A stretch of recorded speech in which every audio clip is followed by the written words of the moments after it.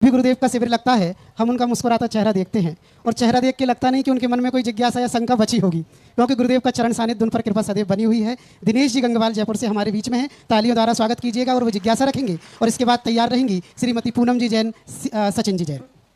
महाराज श्री जी के चरणों में मेरे पूरे परिवार का, भारत में फैले हुए सारे शिवरार्थियों का और पाठशाला के बच्चों का कोटि कोटि नमन और सभी अलग जी महाराज जी को इच्छा में।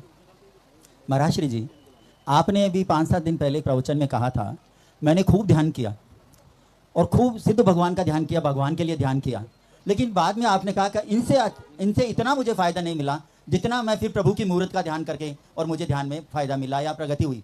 तो महाराज जी, मेरी जिज्ञासा ये है कि आपने वो ध्यान जो परमात्मा का की जगह आलम्बन भूत लेकर के प्रतिमा का रूप किया, वो किस तरह से किया। दूसरा महाराज जी, आपने कम से कम 50,000 से ऊपर शिवरात्रियों को ध्यान करना सिखाया, ध्यान के बीज उनमें बोए।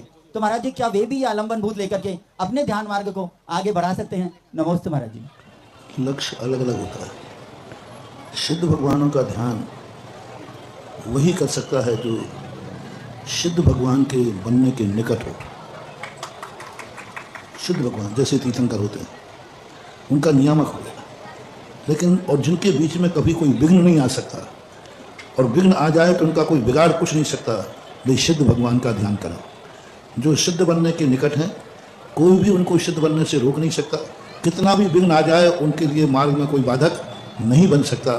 ऐसा जो स्वयं में अपने आप में समर्थ हैं, वो सिद्ध भगवान का ध्यान करते हैं। चूँकि आप सब, हम भी शांत में हैं, आलम्बन भूत हैं, अभी हमारे में समर्थ नहीं है, हम सिद्ध बनने के निकट नहीं हैं, हम समर्थ नहीं हैं, हमारे बीच में कोई भी विघ्न डाले तो हमारा मार्ग रुक सकता है। वो कर्म भी हो सकता है, वो और कोई भी चीज़ हो सकती है। तो ऐसे व्यक्तियों के लिए उसका ध्यान करना चाहिए जो दूसरों के सहयोग देने के लिए संकल्पबद्ध है। अरहंतों का ध्यान सबसे ज़्यादा क्यों जरूरी है? क्योंकि अरहंत हर व्यक्ति के लिए सहयोग देते हैं।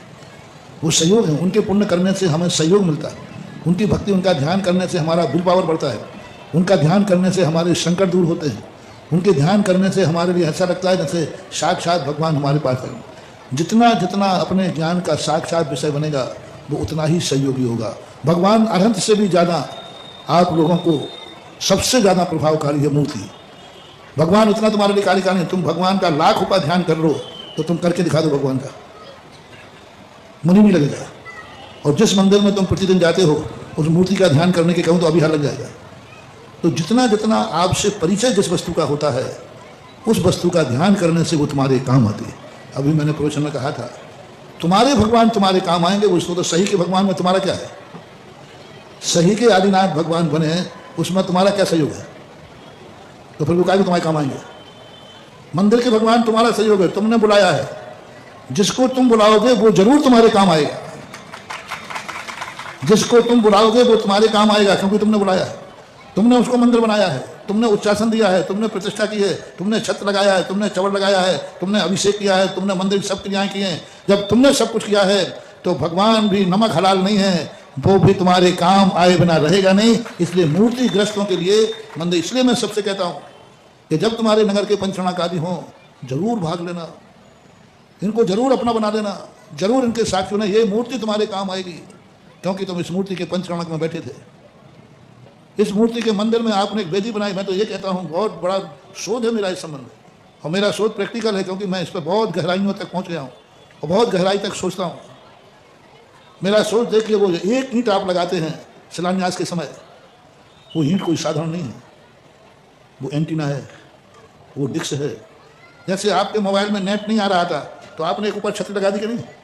इसी प्रकार आपके अंदर जंगल में आपके ऊपर संकट आया है, आप उस मंदिर के भगवान का याद कीजिए जिस मंदिर को आपने बनाया है, एक, जिस मंदिर में आपने मूर्ति बैठा ली, दो, जिस मंदिर में आप अभिषेक करते हैं वो, अथवा जिस मंदिर में आपने कभी शिलान्यास के समय ईंट लगाई हो, आप उस भगवान को याद कीजिए। उस भगवान की एनर्जी ईंट में जाएगी और ईंट आपको जंगल में भी एनर्जी भेज देगी। भगवान का आशीर्वाद, वो ईंट डिक्स है।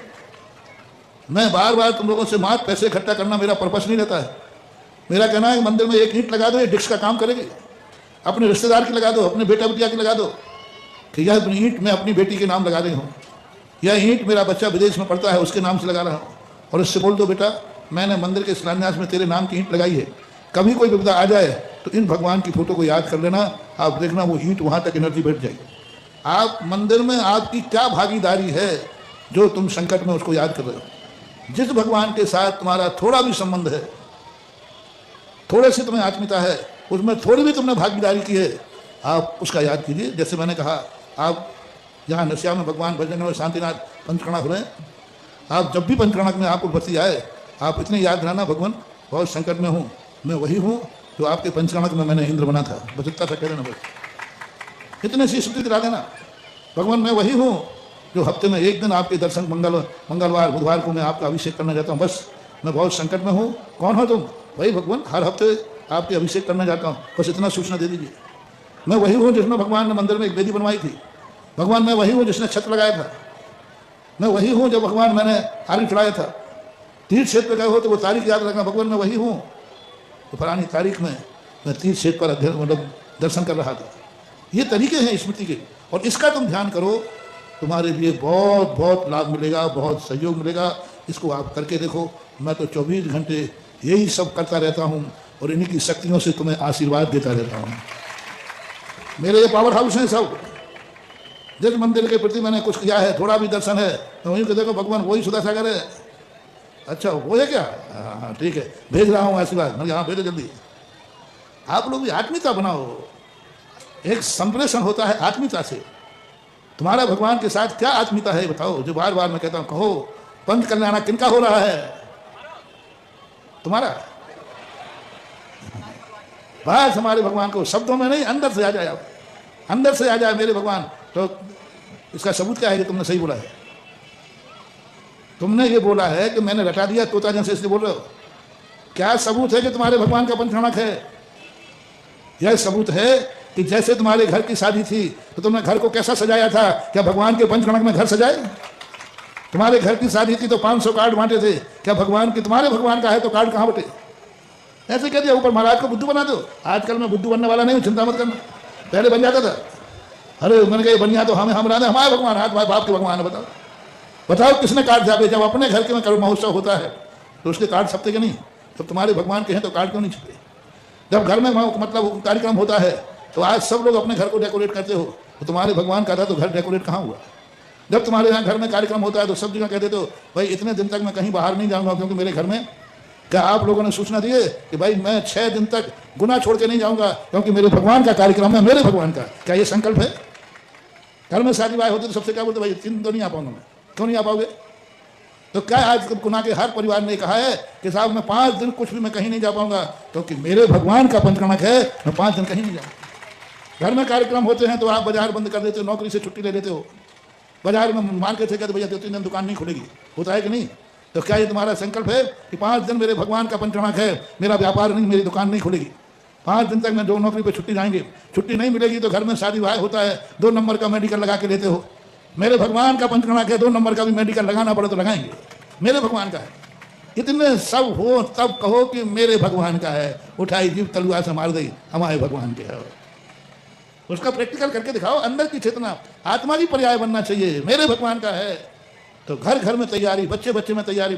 जब घर में कार्यक्रम होता है तो शॉपिंग चालू हो जाती है, सबके कपड़े अलग। क्या अभी तैयारी है? हमारे भगवान के पंचकर्णक हैं, कौन कौन शॉपिंग करने बम्बई जा रहा है? क्यों, क्या बात हुई? जब शादी के कपड़े गुना में नाम लेकर कहाँ जाते हो? कोई कहीं जा रहा है ग्वालियर शूटिंग, इंदौर कहीं जाते हो, क्या मेरे भगवान का है? हम 5 दिन तक भी अपना ड्रेस अलग पहनेंगे, अलग रूप, जैसे शादी में अलग, पूरे परिवार की एक सी ड्रेस बनती है सब। हाँ सब करते। इसी प्रकार से क्या भगवान का पंचकर्णक तुम्हारा है तो क्या कोई परिवर्तन आएगा? अंदर से यदि आत्मीयता होगी तो जो मैंने बोला ये सब कुछ होगा, और ऊपर से होगी तो दे दो हाउ कह जाओ, ठीक है ये है।